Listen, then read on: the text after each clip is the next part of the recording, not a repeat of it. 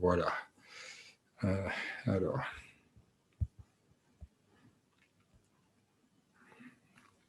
Donc là, je peux écrire dessus, voilà, sinon je suis embêté.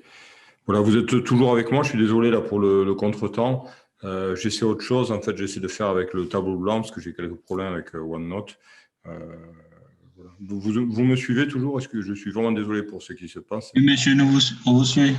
D'accord, d'accord. Bon, alors regardez, on va voir comment ça fonctionne.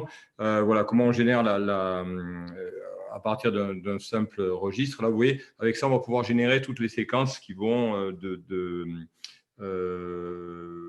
finalement 0, 0, 1 jusqu'à 1, 1 et 1.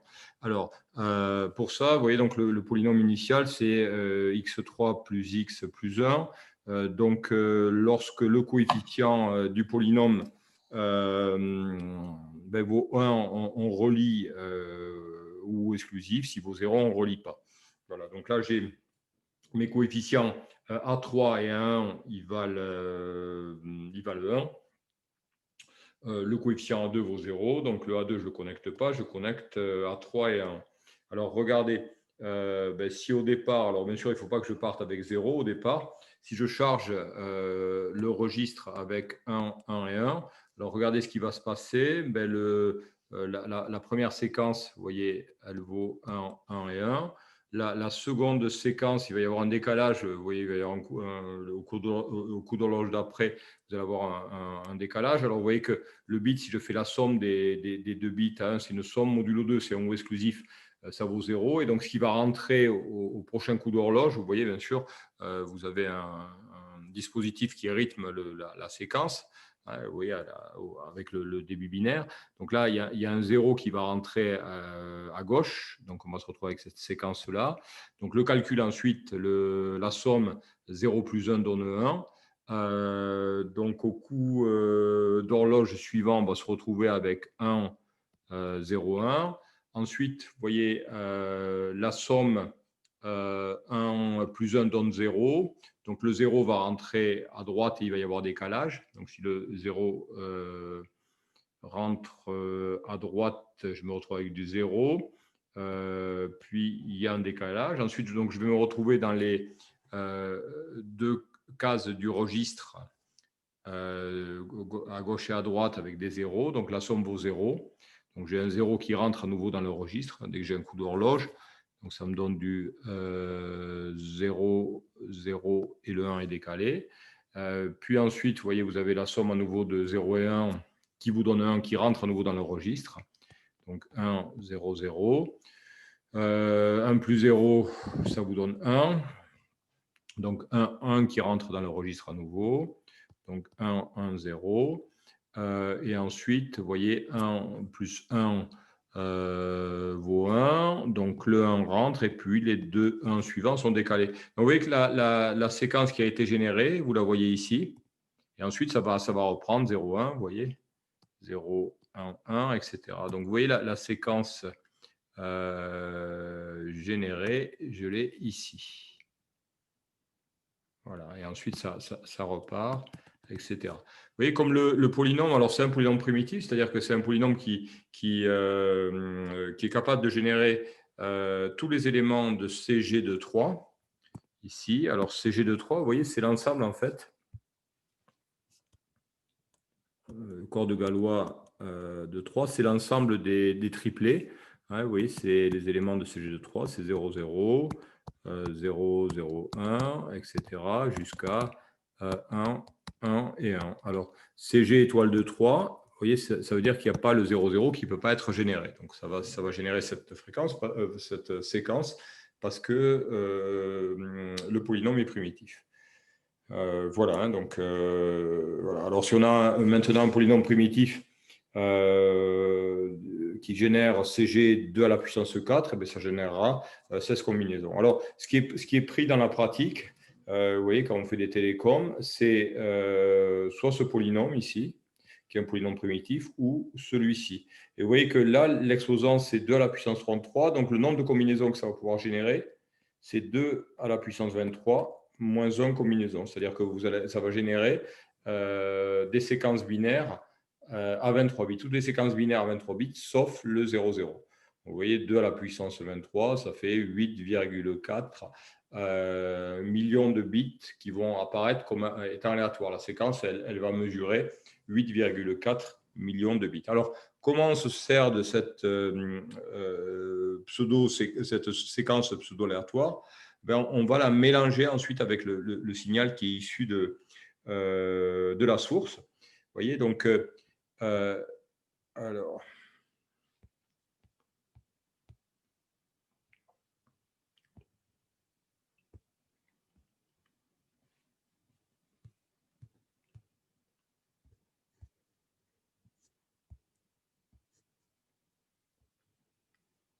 voilà. Alors, regardez, on mélange. Donc là, j'ai le générateur de séquences pseudo-aléatoires. Là, j'ai le message à mélanger, donc les bits qui arrivent. Vous voyez, on va mélanger. On fait un ou exclusif. À nouveau, ici, vous avez le plus, là, c'est un ou exclusif. On fait la somme entre le message qui provient de la source et le générateur.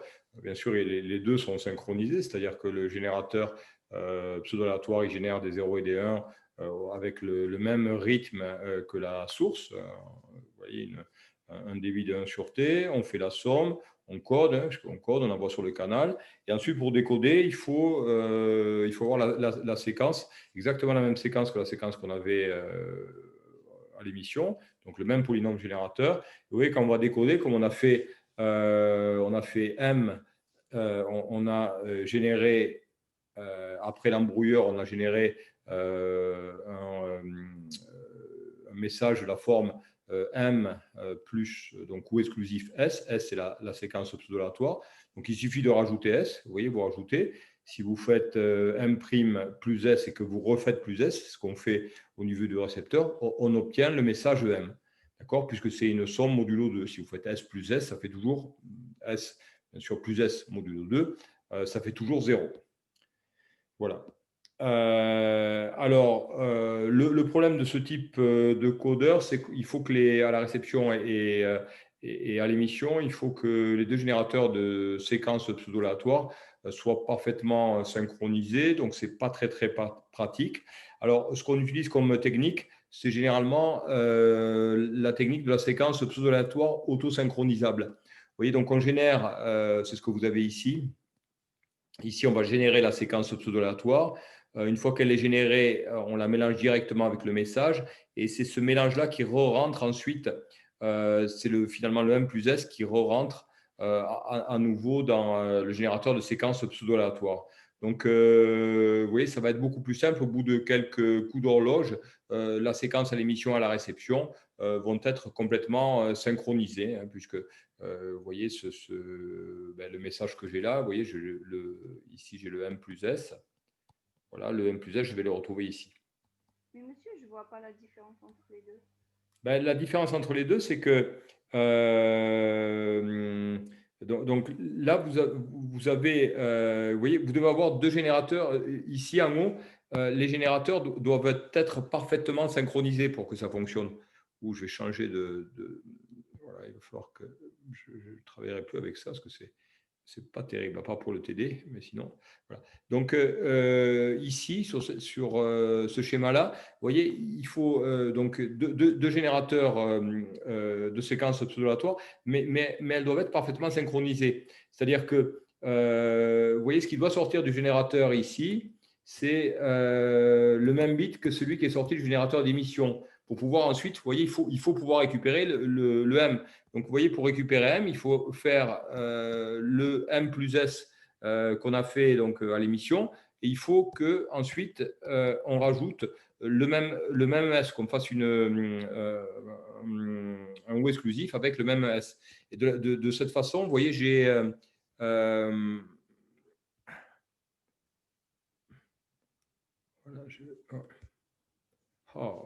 Là, c'est pénible. Ouais, j'arrive pas. C'est pas fait pour bosser comme ça. Enfin, en tout cas, je suis pas habitué. J'ai essayé autre chose, mais ça marche pas bien. Voilà. Donc, hop. C'est une horreur.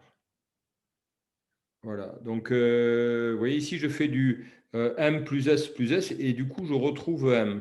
Mais pour que ça fonctionne, il faut que les deux générateurs, le 1 ici et puis le 2 de ce côté-là, soit complètement synchrone. Vous voyez, c'est que il faut qu'il génère la même valeur de S en même temps, sinon ça ne fonctionne pas. Alors que celui-ci est auto-synchronisé. Vous voyez, ce qui rentre ici, c'est M plus S. Ce qui va rentrer dans la nouvelle séquence ici, c'est aussi M plus S. Après, bien sûr, les cases du registre binaire sont connectées de la même manière.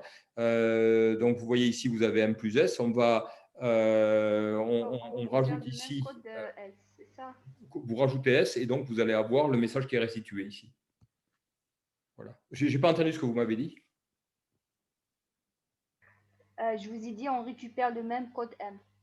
Oui, voilà, vous avez exactement la même chose, sauf qu'il est auto-synchronisé. On n'a pas besoin d'avoir ici, on n'a pas besoin. Oui, je vois. Voilà, on n'a pas besoin de synchroniser, si vous voulez.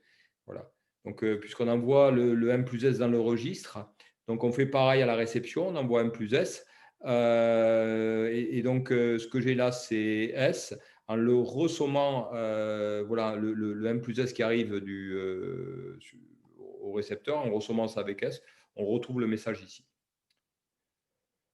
Voilà pour le principe de fonctionnement. Hein, donc, ça génère comme ça un message.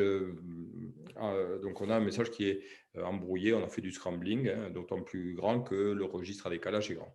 Voilà. Alors, on peut avec ça aller faire le petit exo que j'avais préparé en télé. Alors, je vais peut-être fermer mon tableau blanc pour le coup. Voilà.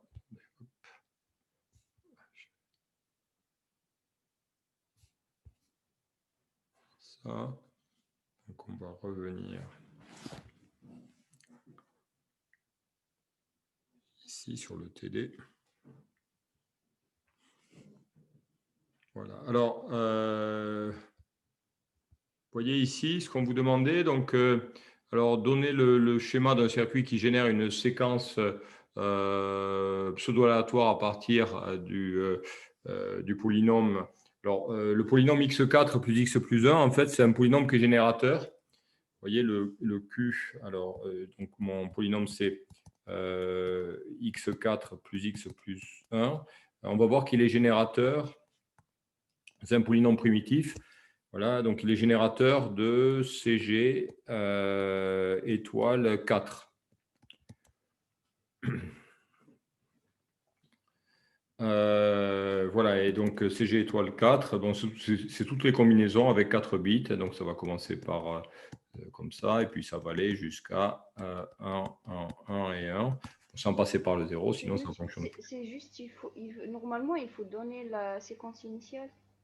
Oui, alors, enfin, la façon dont tu es connecté, ce qu'il faut avoir, c'est la façon dont on connecte le registre à décalage. Et les connexions du registre à décalage dépendent du polynôme qui va générer donc, oui, la séquence pseudo-aléatoire.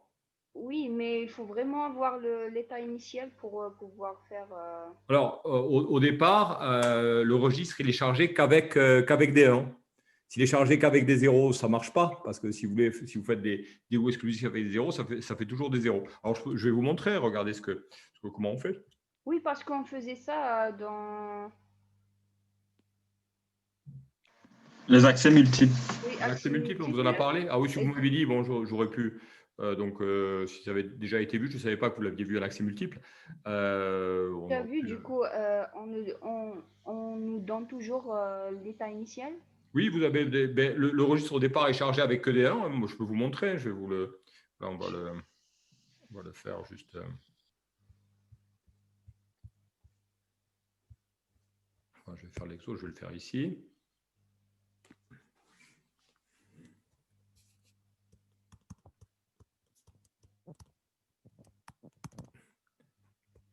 Voilà, donc le polynôme générateur de la séquence donc, vaut x4 plus x plus 1. Donc, vous avez besoin d'un registre 4 bits.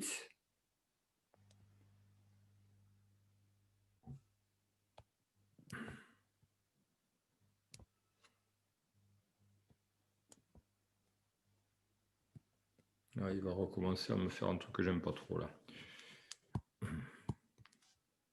Voilà.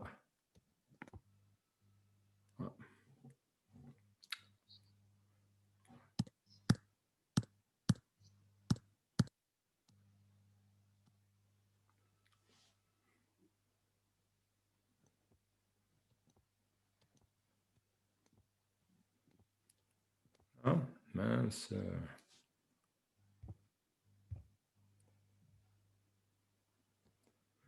Bon, je fais ça. Non, je ne maîtrise pas tout là, avec ça. Alors, vous avez donc...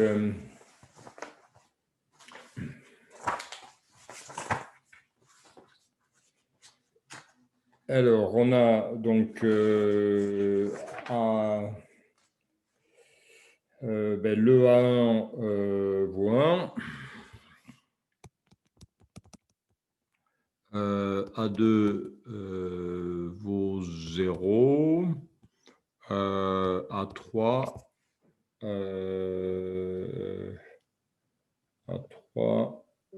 vaut 0 aussi. Et A4 vaut 1. Vaut 1. Voilà, du coup... Donc, c'est vraiment les entrées de... Voilà, alors vous voyez, on va mettre ces deux-là comme ils sont en 0. Donc là, j'ai A2, A0. Cette case, elle n'est pas reliée, si vous voulez. Celle-ci, non plus.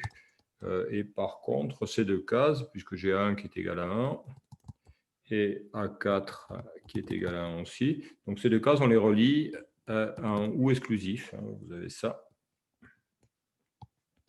Voilà. Et là, vous générez comme ça la séquence. C'est-à-dire qu'ici, on va rentrer la somme. Voilà. Voilà. Et là, on va récupérer la séquence pseudo-aléatoire. Alors, initialement, effectivement, il faut charger qu'il y ait au moins un bit qui soit différent de 0. Donc, si vous chargez initialement comme ça, voilà, ça vous fait, alors si on commence à regarder un petit peu la séquence, voilà, vous avez 4, 1. Si vous faites la somme des deux premiers 1, ça fait 0. Le 0 rentre et ensuite, au coup d'horloge, c'est un registre à décalage vers la droite. Au coup d'horloge suivant, vous avez le registre qui se décale vers la droite. Et donc, le bit qui est le plus à droite, il sort. Le bit qui est la somme rentre par la gauche. Du coup. Voilà, ça vous donne ça. Ensuite, vous refaites la somme des deux bits que vous avez extrémité 0 et 1, ça vous fait 1, 0, 1 et 1, et etc. Et puis, vous allez voir que ça, du coup, ça génère l'intégralité. Puis ensuite, la somme des deux extrêmes, ça vaut 0. Voilà, vous avez ça. Puis 1, alors 1, 0, 1, 0, puis 1. Ensuite, 1, 0, 1, etc. Comme ça, et vous allez générer. Ainsi, vous allez voir que vous allez arriver, si vous les faites tous, on peut les faire rapidement peut-être. 1, 0. Là, j'ai mon 110 comme ça, puis 0. Ensuite, 0, 11. Puis 1. 0, 0 et 1, puis 0, 1, 0, 0, 0, 0, 10, 0, 0, 0, 1, puis 1, 0, 0, 0, puis 1, 1, 0, 0, puis 1, 1,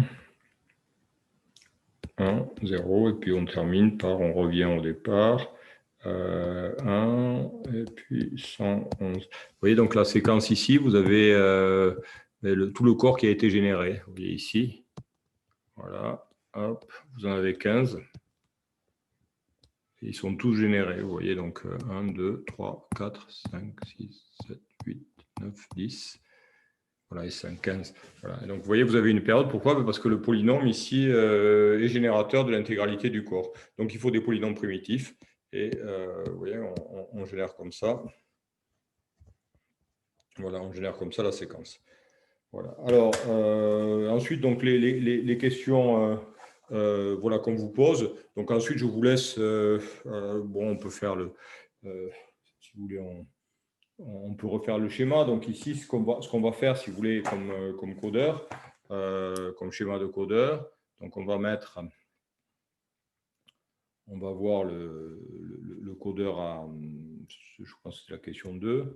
Voilà, on va voir ça.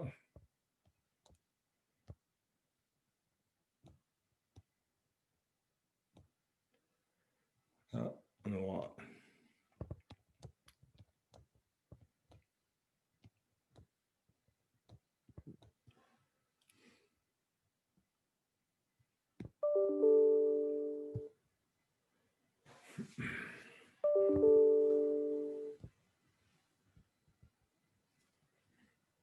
voilà, donc là on va générer la séquence.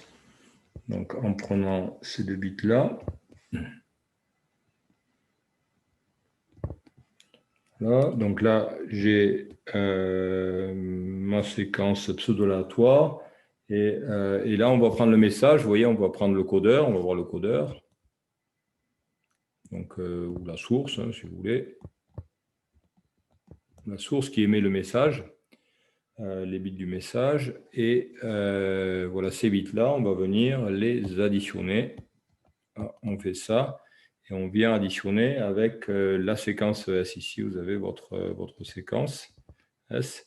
Voilà, et c'est ça qu'on va envoyer. Vous voyez, c'est le message plus la séquence S. Donc là, vous avez votre message, c'est-à-dire l'information initiale. Voilà, et c'est ça qu'on va envoyer vers le ou exclusif. D'accord? Et donc là, on va voir M plus S. Ensuite, ça va transiter, tout ça, ça va transiter dans le canal.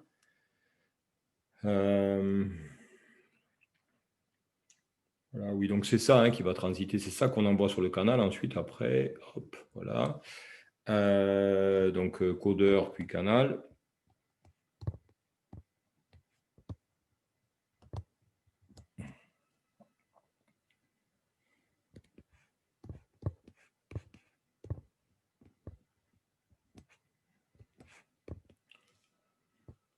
Voilà, et à l'arrivée, on refait l'opération inverse. Donc, vous voyez ce qui transite une fois qu'on a décodé. Donc là, on décode. Décodeur. A priori, comme ici, j'ai M plus S. Ici, je vais me retrouver. Alors, faites attention, le plus, c'est un ou exclusif. Si vous n'avez pas trop l'habitude, notez comme ça, mais vous verrez ensuite les plus, on les notera directement plus, on ne mettra plus le petit rond autour. Donc là, je me retrouve avec le M plus S. Et là, je refais la même opération. C'est-à-dire que j'envoie tout ça vers le registre. Voilà, donc là, j'ai mon registre à nouveau.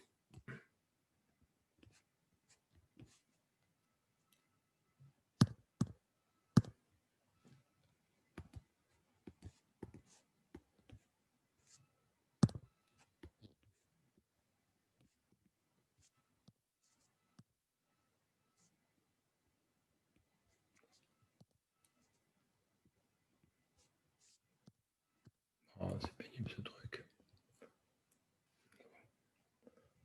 Voilà, donc là. Oh, là, bon, il faut que je fasse un petit réglage, bon, je verrai plus tard. En tout cas, donc là, vous avez votre registre. Voilà. Ici, alors il ne faut pas que je lui fasse des traits, sinon il va me... Voilà, vous avez ça. Hop, voilà. On refait la même chose, c'est-à-dire que là, on met le ou exclusif. Ici, donc on somme tout ça. Et ensuite, on va renvoyer ici ce qui est issu.